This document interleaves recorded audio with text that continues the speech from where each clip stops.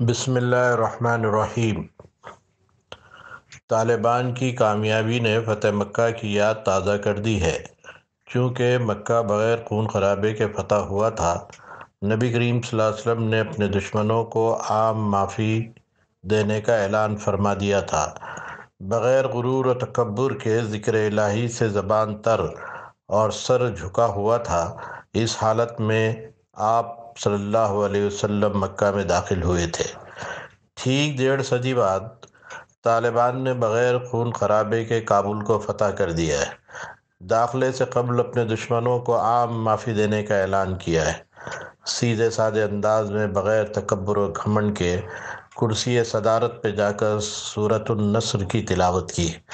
جدید اطلاع سے عاری طالبان، دولت سے خالی طالبان، فوجی حکمتوں سے دور طالبان، اپنے ایمان، اپنے خدا پہ توکل، اپنی سوچ و فکر پر استقامت و مسلسل جہاد و قربانیوں کے ذریعے اس مقام تک پہنچے ہیں۔ وقت کی سپر پاور شکست کھا کر فرار ہو گئی ہے۔ اس کی کٹ پتلی حکومت اپنے لاؤ لشکر کے ساتھ ڈہ گئی ہے، اور افغانستان اپنے وقت کی سپر پاور انگلستان، پھر سوویت روس اور اب یونائٹڈ اسٹیٹ آف امریکہ کے لیے قبرستان بن گیا ہے۔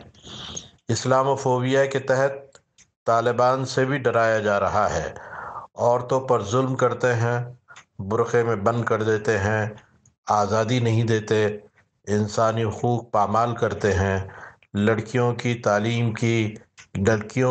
تعلیم کے خلاف ہیں، اور شریعت کے سخت قوانین نافذ کرتے ہیں، اقلیتوں کے حقوق کا خیال نہیں رکھتے ہیں۔ ایسے تمام لوگوں کو ذرا ٹھہر کر دیکھنا چاہیے کہ افغانستان میں کیا کچھ ہوتا ہے۔ ہمیں امید ہے کہ جو غلط فہمیاں پیدا کی جا رہی ہیں وہ دور ہوں گی، اور جو غلطیاں ہیں وہ درست کی جائیں گی۔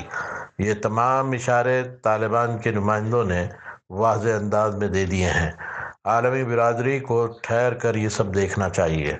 ہمارے ملک کے لیے بھی یہی رائے ہمارے ذہین دانشوروں کی ہے کہ ہمیں طالبان سے رابطے بنانے چاہیے۔ خواہ مخواہ کہ انہیں اپنا دشمن بنانے کی ضرورت نہیں ہے۔ ہماری خارجہ پالیسی میں اتنی تو گنجائش نکلنی ہی چاہیے کہ اختلافی نقطہ نظر کو بھی برداشت کیا جا سکے۔ ہم تمام اللہ تعالیٰ سے امید کرتے ہیں کہ اس خطے میں امن و امان باقی رہے، اور ایک دوسرے کا احترام و اس کی قدر کی جائے۔ پڑوسیوں سے اچھے تعلقات و عدل و انصاف کے ذریعے ہی امن و امان کی صورتحال کو بہتر بنایا جا سکتا ہے۔ اسلام کے نام پر افغانستان میں جو تبدیلی آئی ہے، ہر مسلمان کو اس کی قدر کرنی چاہیے اور اچھے مستقبل کی امید رکھنی چاہیے۔ السلام علیکم ورحمۃ اللہ وبرکاتہ۔